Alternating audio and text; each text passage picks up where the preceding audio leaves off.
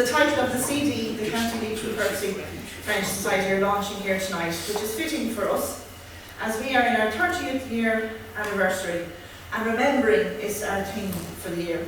We started with our Museum Memories Coffee Morning in March, and today we honour the 172nd birthday of Percy French, who made sure everyone would remember Barry James stuff. And blowing to the Garden of Eden, I have to say that I give a great glow of delight when I drive up the avenue to this gem of a building, where I receive a warm welcome daily. And that's why I smile on them all. So, remember me is all I ask. And isn't that all we all want, really? To be loved and remembered. Even 172 years after his birth, and 106 since his death, the words of Percy French are relevant. We are still calling our Paddy Rileys to come home, and they are still remembering the mountains of Mourne that sweep down to the sea. My own son, after 6 months away, has said to me, he never realised how much he would miss the greenness. And he's still awake, which is Remember me is all I ask.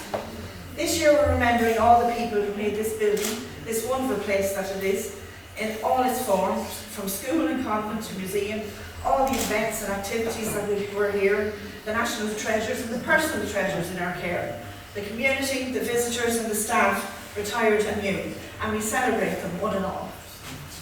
Tonight is a celebration of the museum, Percy French, the County Leitrim Percy French Society, music, poetry and life. You're going to have a lovely evening with these captivating storytellers who breathe life into Percy's works and perform them with great gusto. They've performed nationwide, including 2 sellout shows in Dublin's National Concert Hall. The interpretation of Percy French's songs and performances all in good humour and light-hearted as the man himself was. Who else would come up with, remember me is all I ask. And yet, if the remembrance proves the task, forget. Remember me is all I ask. This is the first album of the County Leitrim Percy French Society, and we're privileged to launch it. It has accompanied me on my journey to and from this Garden of Eden every day these past weeks. The album has 16 tracks. It's produced by the very talented Longford man Paul Gurney, and if I say so myself, Longford is full of talent. I'm from Longford. So you have an opportunity to purchase their album here tonight for €15, and we will stock it in our shop, which I encourage you to frequently frequent for gift shopping for yourselves and others. Tonight we invite you all after the show to have refreshments with us in the programme as an appreciation of your support to the museum, and you will get to mingle with the talented people of the County Leitrim Percy French Society, who will definitely be in need of a cup of tea and a bite to eat. So, boys, oh boys, I better stop my chat and leave this to the experts. So I now call Tish Dunleavy, the musical director of the County Leitrim Percy French Society, to come forward and commence the gate.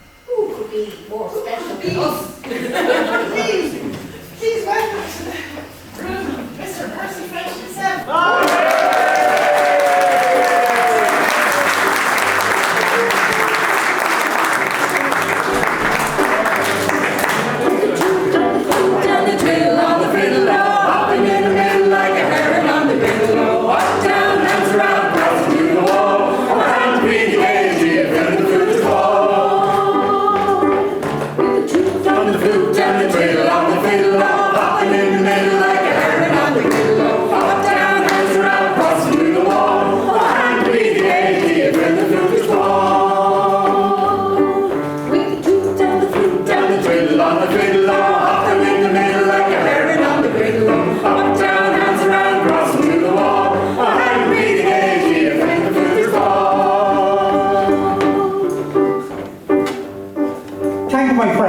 for such a very warm welcome. I'm delighted to be back here in Ballyjamestown after all these years, and I'm delighted to be sharing my 172nd birthday.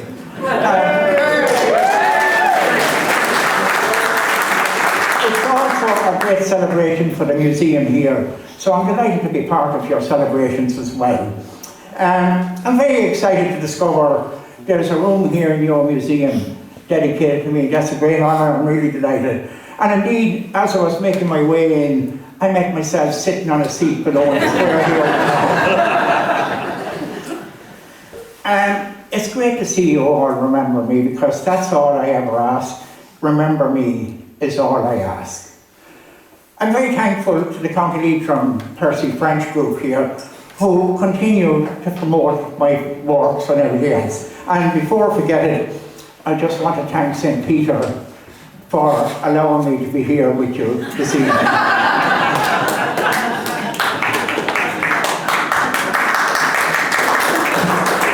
I don't want to abuse his generosity in case he stops me from ever coming back again. So we let our journey begin. I was born 172 years ago on the 1st of May 1854 in Clooney Quinn in County Roscommon. Though born in Roscommon, my links with County Cavan are very strong, and indeed with County Leitrim. My maternal grandfather, the Reverend William Alexander Percy, was born in Garradice, which is in County Leitrim, just outside Ballinamore. And I'm delighted to hear that the County Leitrim Percy French Society have a very unique album of songs, recitation and parodies of my work being launched here tonight.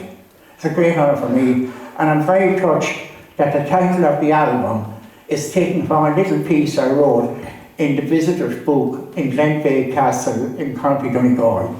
Remember me is all I ask. So thank you for remembering me and keeping my memory alive. I received my education in Roscommon locally when I was young, and then in the UK. After that, I went to Foyle College in Derry. And finally in Trinity College in Dublin. I was appointed to Cavan County Council after completing my engineering degree in Trinity College. To my amusement, the daughter of the Reverend Godley in Carrigallen didn't think much of my title of being an engineer, so she referred to me as an inspector of drains, which of course is one of my poems. And speaking of the Reverend Godley, it was on one of my visits to his house in Carrigallen that I met and developed a close friendship with him and his daughter. The Reverend Godley told me how a local flute player called Phil Riley managed to clear his rent arrears by having a ball in his house. This inspired me to write Phil the Fluter's Ball. I think you all know it. Maybe you join in with Tish and the County Leitrim Percy French Society and give it. Will you finish it out?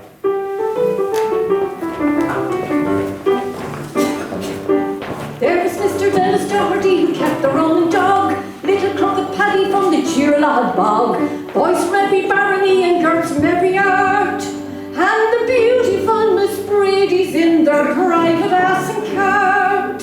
Along with them came Bumps and Mrs. Cafferty, little Mickey Mulligan was also to the fore, Rose, Suzanne and Margaret Rafferty, the flower bird McCullion and the bride of Petrobor. With the toot and the flute and the twiddle on the fiddle, hopping in the middle like a herd on the pillow, up, down, hands around, crossing through the wall. Oh, how we gaiety when the flute is fall.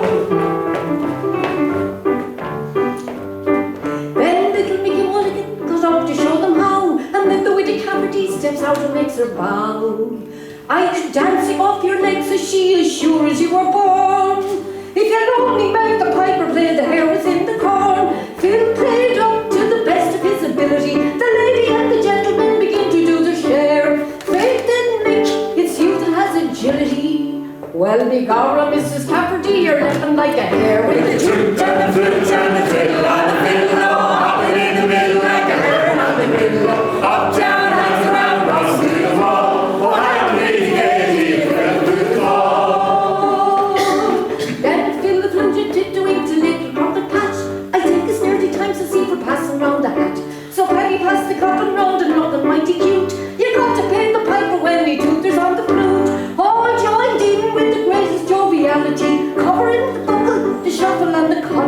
jigs were danced of the very finest quality, but the widow bent the company as handling the foot. When the toot and the flute and the twiddle on the fiddle, hopping in the middle like a heron on the pillow, up, down, hands around, across to the wall, and we crazy if the filters fall. With the toot and the flute and the twiddle on the fiddle, hopping in the middle like a heron on the pillow, up, down, hands around, across to the wall. Oh, and we crazy,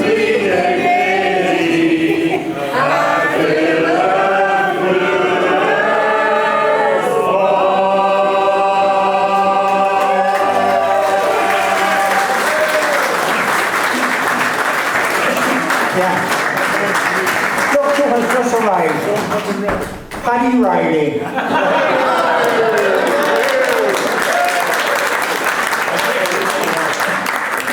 He has come back.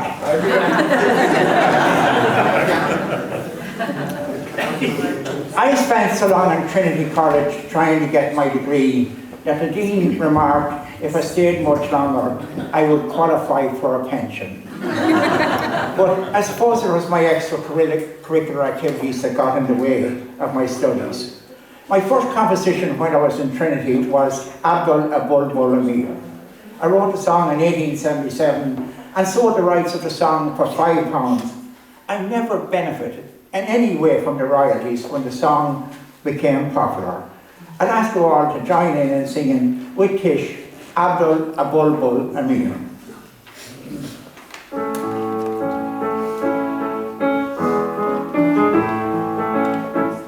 Oh, the sons of the prophet are brave men of bold, and quite unaccustomed to fear. But the bravest by far in the ranks of the Shah was Abdul Amir. Now the heroes were plenty and well known to fame in the troops that were led by the Tsar. But the bravest of these was a man by the name of Ivan Skivinsky Skavar. One day this bold Russian, he shouldered his gun and donned his most truculent sneer. Downtown he did go, where he trod on the toe of Abdul Amir.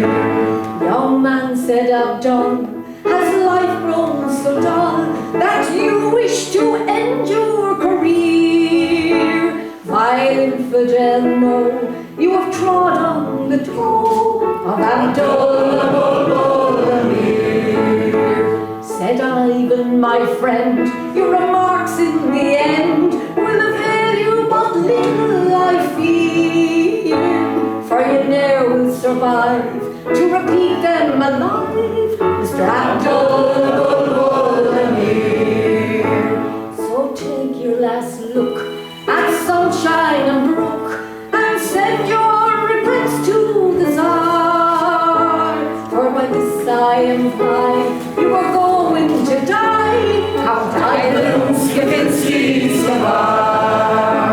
Well, they fought all that night neath the pale yellow moon. The din it was heard from afar, and multitudes came, so great was the fame of Abdul and Ivan Skavar. A Muscovite maiden her lone vigil keeps by the light of the pale polar star, and the name that she murmurs so oft as she weeps is Ivan Skivinsky Skavar.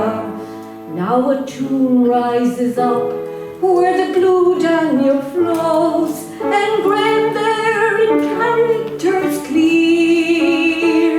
His stranger when passing, please pray for the soul of Abdul Amir.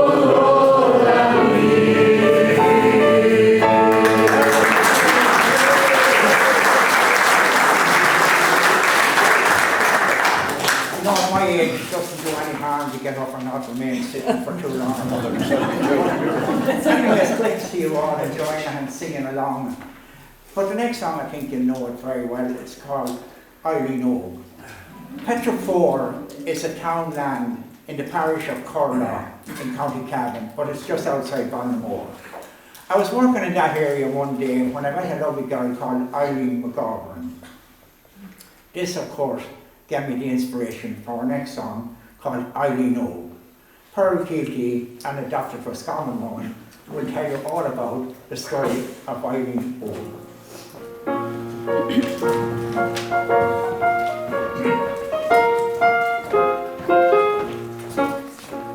Eileen Og, and that the darling's name is.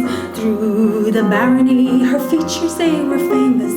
If we loved her, who was there to blame us?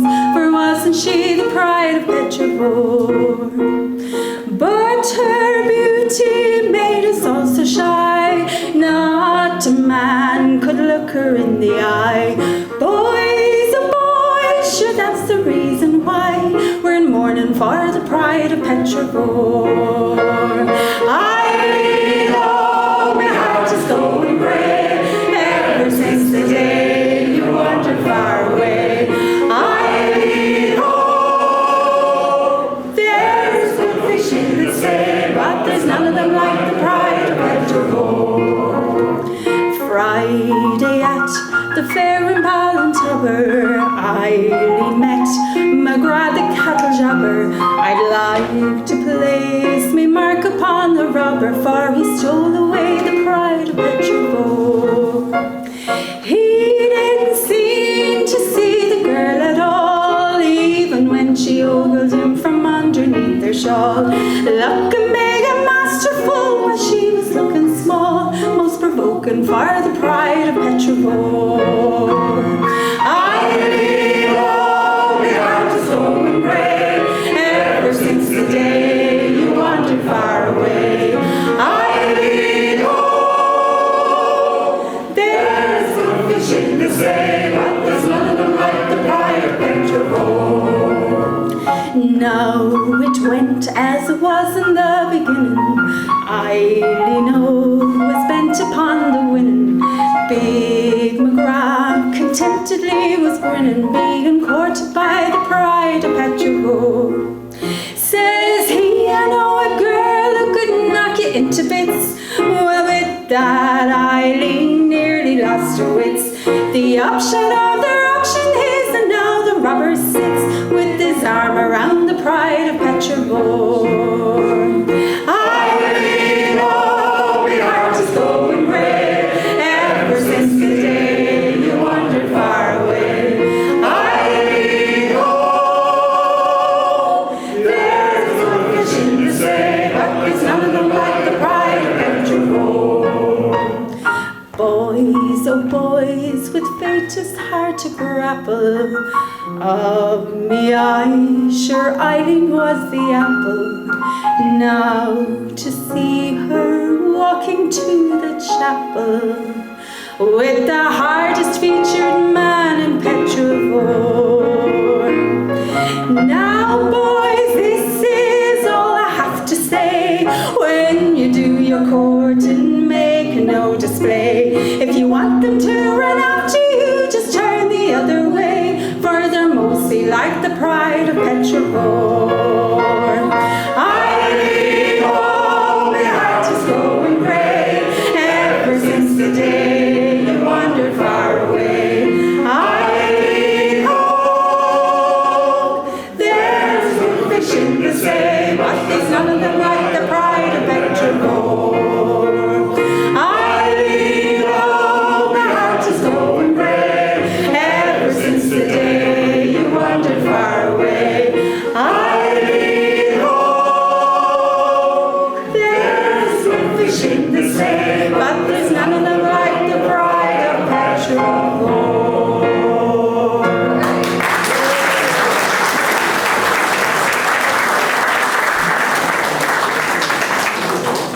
I got the inspiration for this next piece when I passed Derry Lane Primary School, which is located between Carrigallen and Killashandra. This is a philosophical reflection on life. It highlights the human tendency to defer happiness and contentment to a future later on. Henry Johnson from Newton Board will tell you all the story of later on.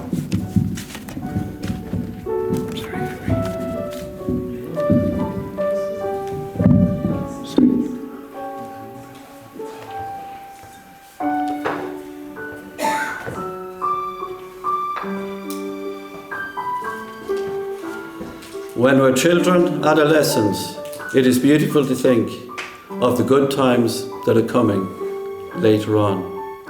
When we're done with silly copybooks and horrid pens and ink, what a lovely time is coming later on. The rivers of New Zealand, the mountains of Peru, the watersheds of Europe, and the tribes of Timbuktu, all the facts without the fancies, all the tiresome and true, will be nowhere in that lovely later on. We'll forget the foolish fables that were written by Fontaine in the pleasant time that's coming later on. At those 12 times 20 tables, we will never look again in the lazy time that's coming later on. Oh, my optimistic hero, there are lessons you must learn in the queer times that are coming later on. And the masters and examiners you'll find at every turn in the hard times that are coming later on. Miss Fortune is a governess who'll teach you many things. A tutor called Experience will moderate your flings. You'll learn how men make money, and you'll learn that it has wings in the strange times that are coming later on. Then you'll meet the radiant vision, who is all the world to you. You'll attend her mother's lectures later on. You'll learn that what's enough for one is not enough for two, nor enough for half a dozen later on. No, the work is never ended, though for holidays you crave. There are pop guns to be mended for the robbers in the cave. You fancy you're the master, but you find that you're the slave to a curly-headed tyrant later on. And so through all your lifetime, you are longing for the day, the lovely day that's coming later on, when pens and ink and copybooks will all be put away, and that day is surely coming later on. For when you're really tired, having done your level best, when the story's nearly ended and the sun sets in the west, then you lie down very gently, and the weary will find rest, and I fancy we'll deserve it later on.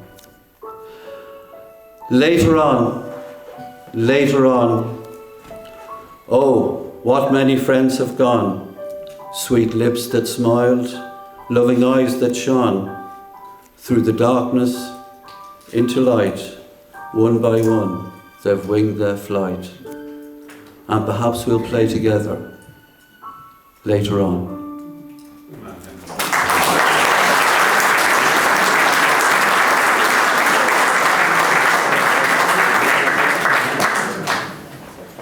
My travails with the West Fair Railway are known far and wide, but I want to tell you the true story behind it here tonight. I arrived late for a performance due to the inefficiencies of the West Fair Railway. By the time I arrived for my concert, most of the audience had gone home. I successfully sued the railway company for loss of earnings, and of course it inspired me to write the next song, which I think you all know. It's called The West Fair Railway, or Are You Right There, Michael? I hope you'll all join with Tish in singing it.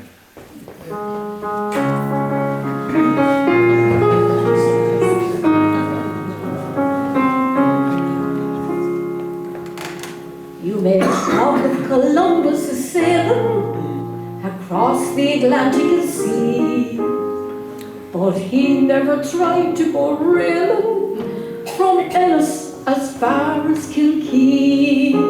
You're wrong for the train in the morning, the excursion train starting at 8. You're there when the clock gives the warning, and there for an hour you'll wait. And as you're waiting in the train, you'll hear the guard make this refrain. Are you right there, Michael? Are you right? Do you think that we'll be home before the night? I will so loud and certain That you wouldn't say for certain. I am Right now, Michael, so you might. You find out where the engine's been hiding, and it drags you to sweet Corofin. Back or down, says the guard on the siding. Here's the goods from Kilrush coming in. Perhaps they come in 2 hours. Perhaps it breaks down on the way. If it does, says the guard, be the powers, we're here for the rest of the day. And as you sit and curse your luck, the train backs down into a truck. Are you right there, Michael? Are you right? Have you got the parcel there for Mrs. White? Oh, you haven't, holy horror. It's coming down tomorrow. And it might now, Michael, so you might. At Lahinch, the sea shines like a jewel. With joy you are ready to shout. When the stoker cries out, there's no fuel, and the fire is totally out. But hand up a bit of a log there, I soon had he out of a fix. There's a fine clamp of turf in the bog there, and the rest go a gathering sticks. And as you're breaking bits of trees, you'll hear some wise remarks like these. Are you right there, Michael? Are you right? Do you think that we'll get the fire tonight? An hour you'll require, for the turf might be drier. And it might now, Michael, so it might. Gilkey, sure you'll never get near it. You're in luck if the train brings you back. For the permanent way is so queer, it spends most of its time off the track. Uphill the old engine is climbing, as the passengers push with a will. You're in luck if you reach Ennistimon, for all the way home it's downhill. And as you're walking through the dark, you'll hear the guard make this remark. Are you right there, Michael? Are you right? Do you think that we'll be home before the night? It all depends on whether the old engine comes together. And it might now, Michael, so it might.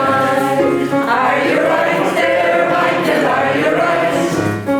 Do you think that we'll be home before the night? It all depends on whether the old engine comes together. And it might now, Michael, so it might. And it Might now, Michael, so it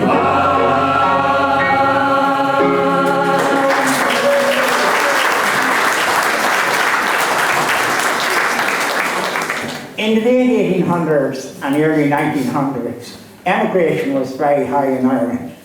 It upset me and saddened me when I heard about young people having to leave Ireland to find work abroad.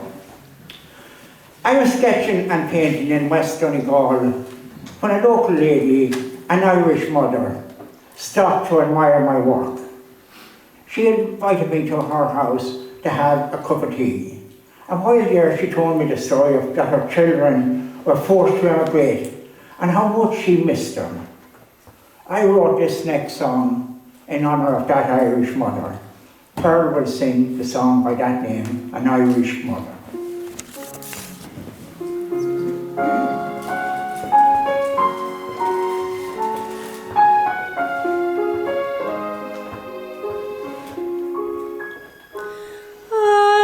We slipped drawing water, the man at the plough, no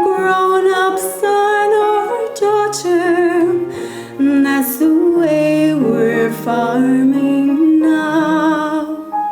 No work or little pleasure was the cry before they went.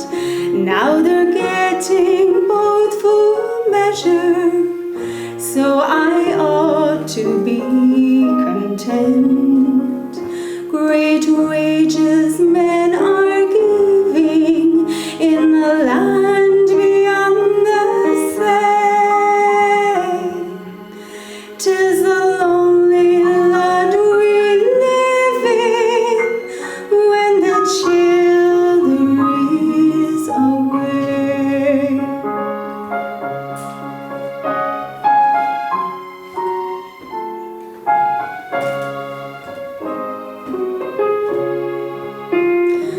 God is good, there's no one better, and the devil might be worse. Each month there comes a letter bringing something for the purse, and the young man's heart rejoices when he reads they're doing fine. But it's odd to hear their voices and to feel their hands in mine, to see the cattle driving and the young men making hay. 'Tis a lonely, lonely living when the childer is away.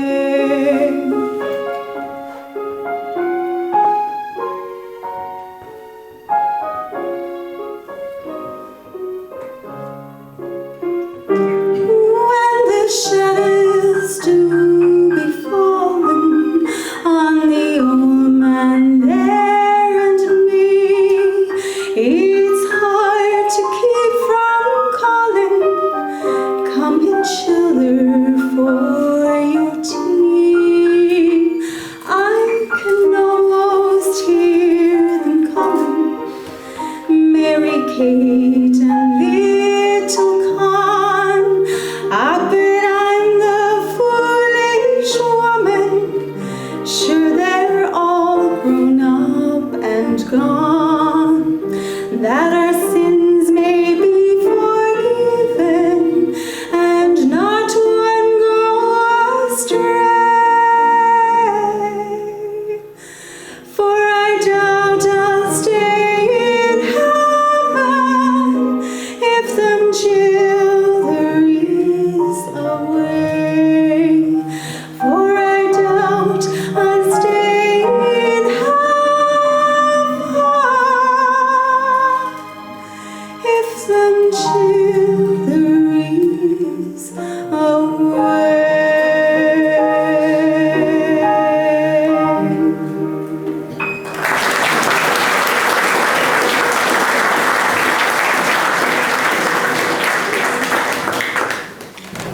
I was born a boy and have remained one ever since.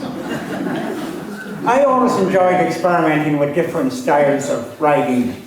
I came up with the idea of writing some of the parodies, the well-known parodies of some of the well-known nursery rhymes in the style that perhaps some of the well-known poets like William Wordsworth or Edgar Allan Poe might have written them.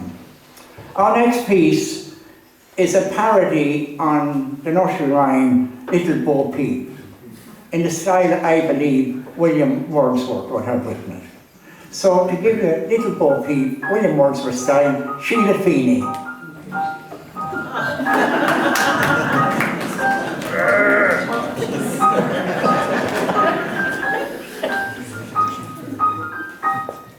I walked with her upon the hill. Her grief was very deep. Her eyes were running like a rill, for she had lost her sheep. What were they like, my gentle maid? Were they some special kind? They all had heads in front, she said, and all had tails behind. Their bodies were between the two. Their mouths were full of teeth. And this, perhaps, may provide a clue. Their legs were underneath. If they have legs, I cried with joy, your tears you may refrain, for 'tis their legs they will employ to bring them home again.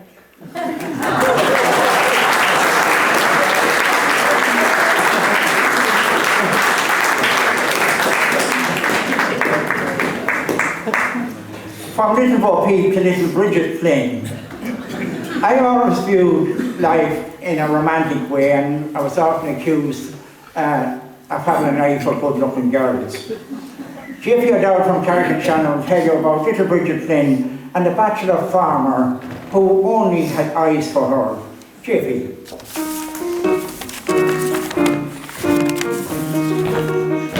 I've a nice slated house and a cow or two at grass. I've a plant garden running by the door. I've a shelter for the hens and a stable for the ass. But sure, what does a man want more? I don't know, maybe so. Sure, a bachelor is easy and he's free. And I've lots to look after, sure I'm living all alone. And there's no one looking after me. Oh, me father often tells me I should go and have a try to get a girl who owns a bit of land. Sure, I know the way he says it, he has someone in his eye. And me mother has the whole thing planned. I don't know, maybe so.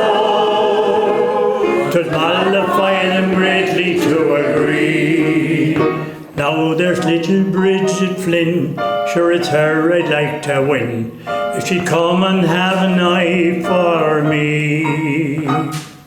But there's a little girl I know who's worth her weight in gold, and that's a decent dowry, don't you see? Sure, I'm in to go and ask her just as soon as I get bold, if she'd come and have an eye for me. I don't know, maybe so. I'd like to have her sitting on my knee, and I'd sing like a thrush on a hawthorn bush, if she'd only have an eye for me. I don't know, maybe so. I'd love to have her sitting on my knee. Sure, I'd sing like a thrush on a hawthorn bush, if she'd only have an eye for me.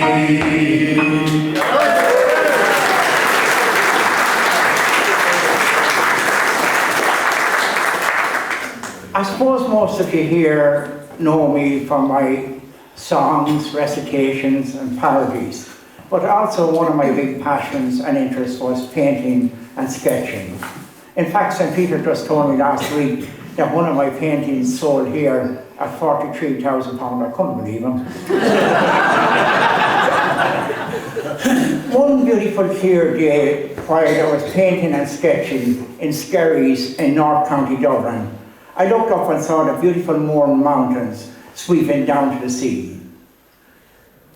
I was in London sometime after that when I received a letter from a friend of mine, Mary Hodgkins from Kilkee in County Down. Mary asked the question, what is London like and how do the ladies dress? I replied to her, oh Mary, this London's a wonderful sight. Of course, I got the inspiration to write the song, The Mountains of Mourne. So, well, we asked Tish to sing it and maybe you'd all join in.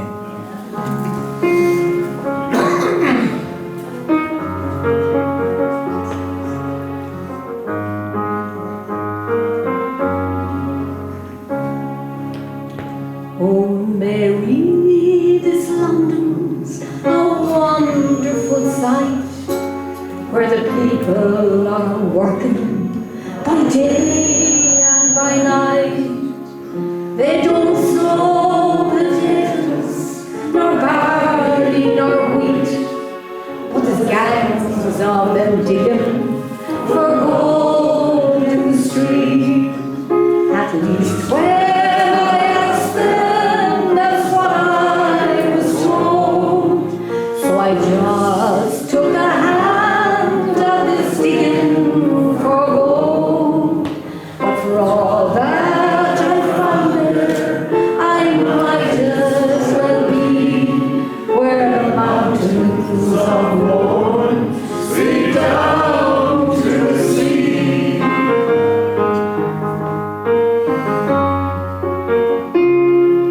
I believe that when writing a wish you expressed as to how the fine ladies in London were dressed.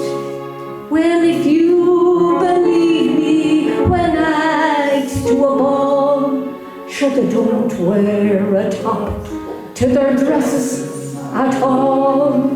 I've seen them myself, and you could not in truth say if they were bound for a ball or a bath. Don't be starting them fashions now, Mary McQueen, where the mountains of Lorne sweep down to the sea.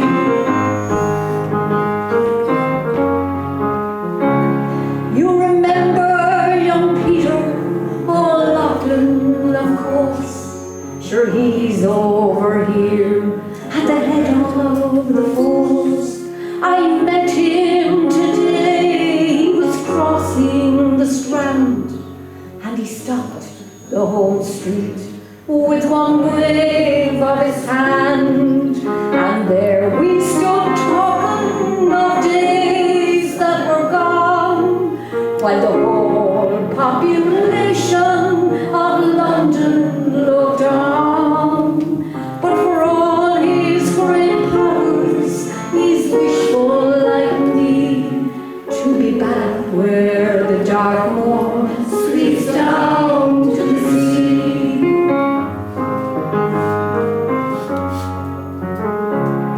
There's beautiful girls here, never mind, with beautiful shapes nature never designed, and lovely combinations, all roses and cream. And O'Loughlin remarked, with regards to the same, that if at those roses you'd venture to sip, sure the colour might all come away on your lid. So I'll wait for the wild rose that's waiting for me, where the mountains of Lorne sweep down to the sea. So I'll wait for the wild rose that's waiting for me, where the mountains of Lorne sweep down to the sea.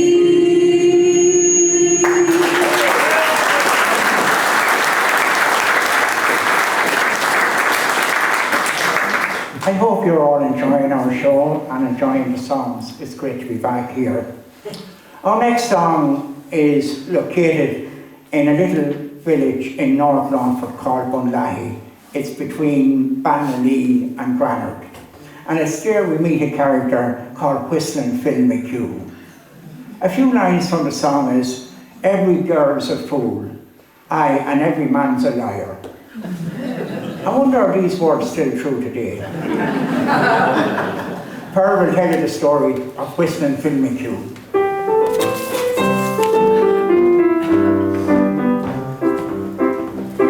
Oh, Whistling Phil McHugh has come over from Bunlahy, and we don't know what's come to little Mary Ann Mulcahy. For ever since the day that Philly came out whistling, he stands in the doorway and he's waiting and he's listening. Oh, Mary, you're contrary, come in and close the door. Phil's are over, short is over,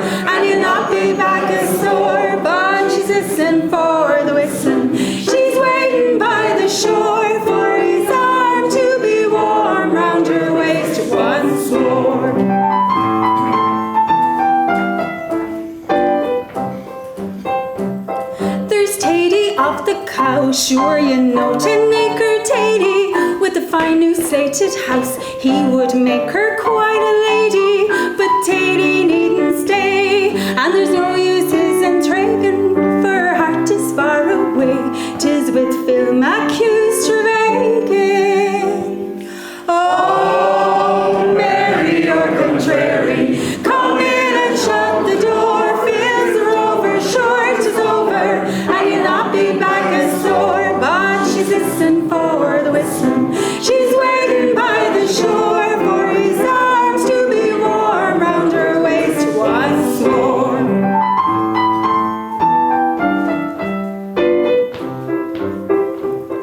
There's Danny Michael Dan, who is 6 foot in his stockings, a very proper man, but she never heeds his knockings. She leave him standing there for 3/4 of a minute, but she's laughing like a hare when she hears that Phil is in it. Oh, Mary, you're contrary. Come in and shut the door. Phil's over, sure 'tis over, and you'll not be back as sore. But she's listening for the whistling. She's waiting by the shore for his arm to be warm round her waist once more.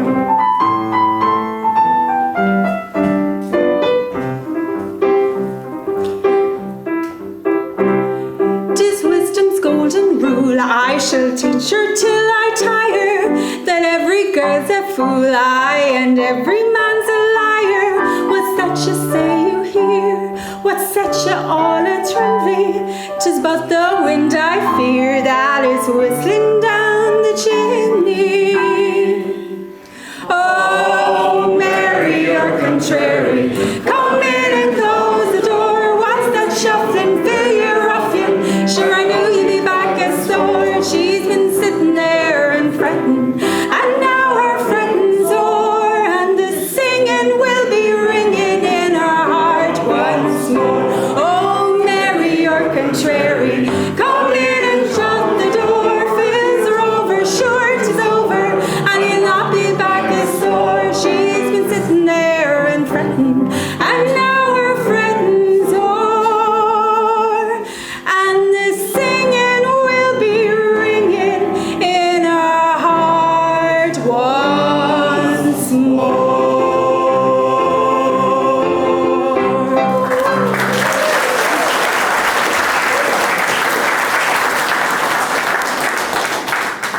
I never got involved in politics, but I respected and admired the political ideologies of the country people.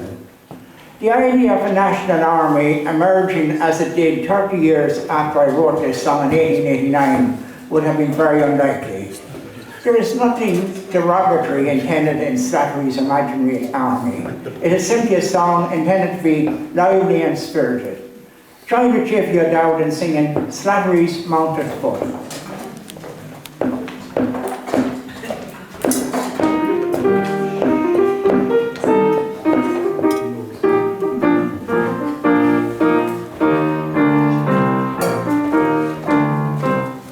You've heard of Julius Caesar and the great Napoleon too, and how that Cork militia beat the Turks at Waterloo.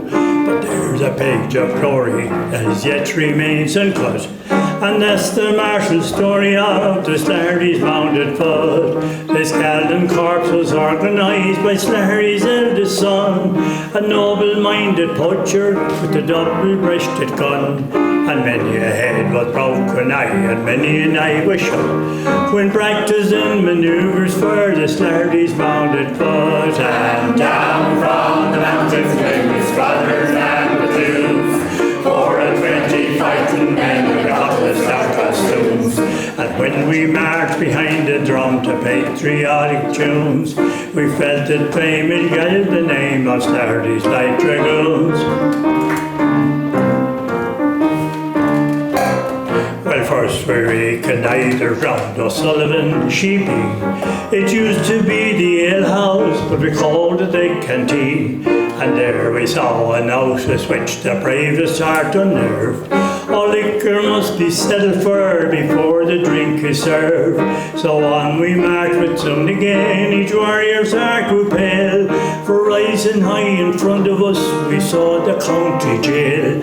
And when the army fished about us just in time to fight, a couple of stout policemen had surrounded us behind. And back from the mountain came the squadrons and the dunes, 4 and 20 fighting men in a couple of stout costumes.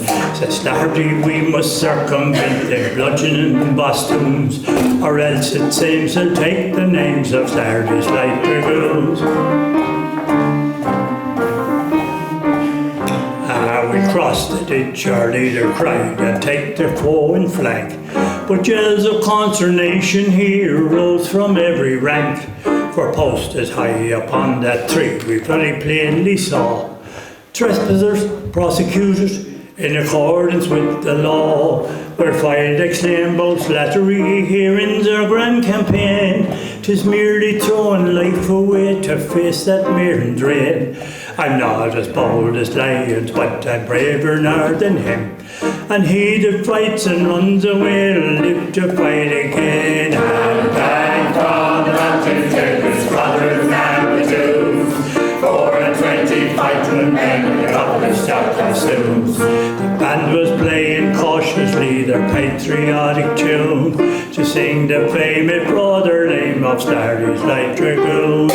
Back from the mountains came the squadrons and the dunes, 4 and 20 fighting men in a couple of stout costumes. The band was playing cautiously their patriotic tune to sing the famous brother name of Lardy's light dragoons.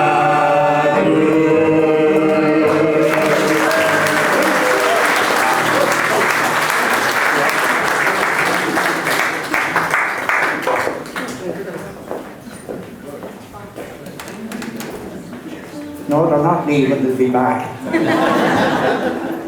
I travelled all over Ireland and made friends everywhere I went.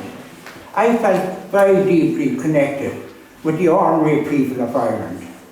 I never laughed at them, but I laughed with them. One of my friends who owned a post office in Creeshaw, County Donegal, Danny Lafferty, I was chatting with him one day when he received a letter from a young lad who was pining for home. He wrote the letter on board the ocean liner when emigrating to America. Mary Grogan will perform the emigrant's letter, better known as Cutting the Corn in Creeshaw today.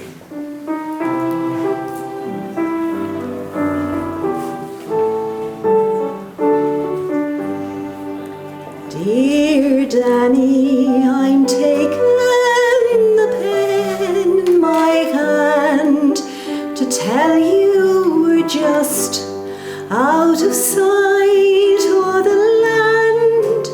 On the Grand Allen liner we're sailing in style, but we're sailing away from the Emerald Isle, and a strange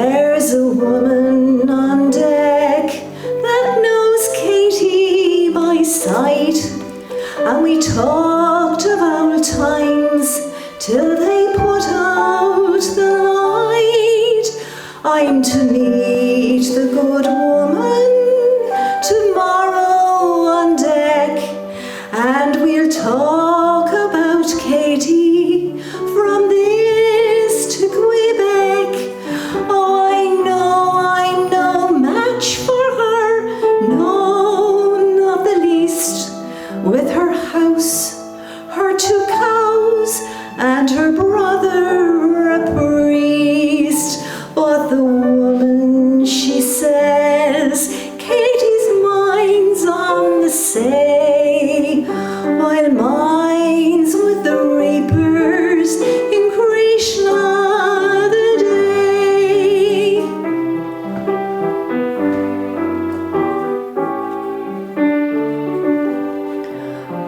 I spoke with the captain, he won't turn her round, and if I swam back, I'd be apt to be drowned. So I'll stay where I am, and the dinner was great, with lots of combustibles heaped on my plate. But though it is scrumptious, I trade the whole lot for the old wooden spoon and the stir-about pot. And sweet Katie Farrell a-wetting the tay, where they're cutting the corn in Krishna the day.